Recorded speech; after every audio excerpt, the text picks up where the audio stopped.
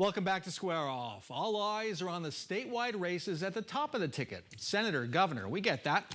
But if you really want to know how this election could change our state in the next 2 years, the races to watch are farther down your ballot, the state legislators. And the results in just a handful of legislative elections could make a huge impact. Hank Stephenson of the Arizona Agenda, longtime Capitol watcher and insider, joins us to tell us which races to watch. Great to see you again. Thanks, Graham. Let's start with the big picture. Where does control of the state House and the state Senate stand right now? So in each chamber of the legislature, Republicans have a one-seat edge. In the Senate, that makes it 16-14. In the House, which has 60 members, 31-29.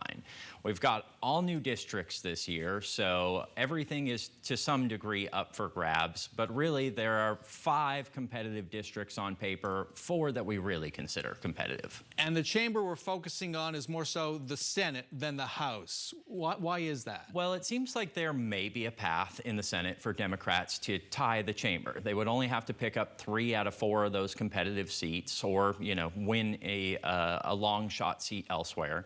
In the House, Democrats have mostly gone with a single shot strategy, which is you get to vote for 2 candidates. Okay, let's pause. Single shot strategy, it's something known to politicians and insiders, but not to the public. So what is a single shot strategy? In the House, you get 2 votes. You can vote for 2 candidates, you get 2 elected officials. If the Democrats only put up 1 person, then it's kind of a mathematical trick that by urging Democrats to only vote for that 1 person and hoping that a few independents, maybe even some Republicans, will vote for 1 Republican and 1 Democrat, it gets them a better shot of winning a seat, but it means they cannot win 2 seats. And Democrats got some criticism. The party chair, Raquel Tehran, a state senator herself, got some criticism for that strategy. Yeah, it's a conservative strategy. It means that they almost certainly will not take the House or even tie the House. So the real chamber to watch this year is going to be the state Senate. All right, let's run down the districts, starting by number. Legislative District 2 in North Phoenix, incumbent Republican Steve Kaiser is running for the Senate. He's a House member right now against Democrat Jean Castine. She's a former teacher.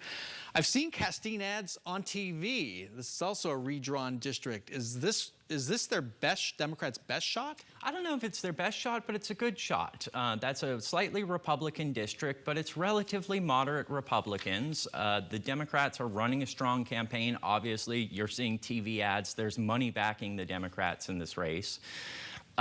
It's a toss-up district, and Democrats, I think that's one of their better chances to win, at least. Okay, I want to pause here because some folks might say, hang on, in 2020, Democrats poured a ton of money into a lot of campaigns and didn't get the return they wanted. For sure. Democrats have to spend more than Republicans. Almost always the advantage is with the Republicans. I heard Katie Hobbs recently say that, like, a slam dunk race in Arizona for a Democrat is winning by 1%. And that's true in a lot of places, not just statewide. These districts, there's a Republican edge in most of them. Okay, Legislative District 4, this is quite a battle. 2 incumbent senators redrawn into the same district in Scottsdale, Paradise Valley, parts of Phoenix. It's Republican Nancy Bartow versus Democrat Christine Marsh. Where does that stand? That one, I would give Marsh the edge at this point. I know that Republicans are spending a whole lot of money to back up Bartow.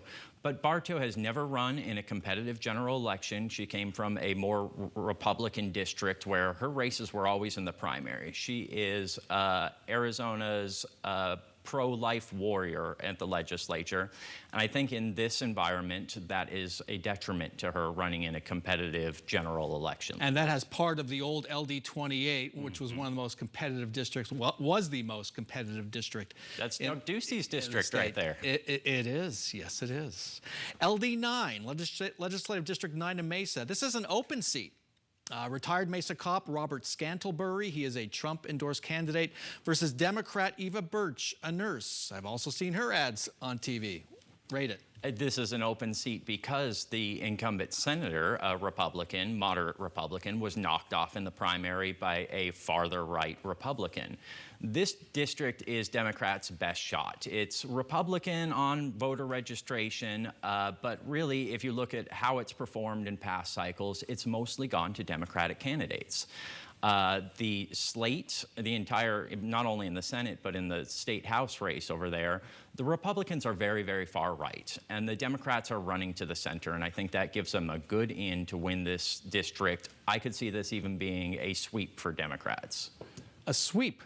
Perhaps. I think it's their best shot. And okay, so let's go there. If there is a sweep, what does that mean for governing Arizona if the governor is, say, Republican Kari Lake? Well, like we talked about at the top, the best chance Democrats really have is splitting the state Senate. And that would break the trifecta that Republicans have had at the Capitol, the governorship, the House, the Senate. Wouldn't put them in power, but it would give them a lot of leverage to stop things from going through and perhaps to even push some of their priorities in exchange for a little bit of horse trading. Okay, real quick, something strange going on in Legislative District 22 where Democrat Diego Espinoza won the primary and then resigned. This is now a write-in race in a solid Democratic district, and Republicans think they can steal it and are spending money. Well, because it's a write-in race. It's total chaos. There are no candidates on the ballot for this race, and it's purely how many people can you get to write in your name. The Republican who is getting a lot of money backing from the Free Enterprise Club is another very far-right Republican. He was involved in the We the People Alliance, which was going around primarying or attempting to recall. Is this Steve Chapman? Steve Robinson. Steve Robinson, thank you. And he's not campaigning as a Republican. He doesn't put any Republican on his, mail his signs, because this is a solid Democratic district. But because the incumbent just dropped out and went and took a lobbying gig instead, it's total chaos. It's all up in the air. We could actually see a Republican win this thing. It's not impossible. Holy cow. Yeah. All right. Hank Stephenson, great insight. Thanks so much for joining us.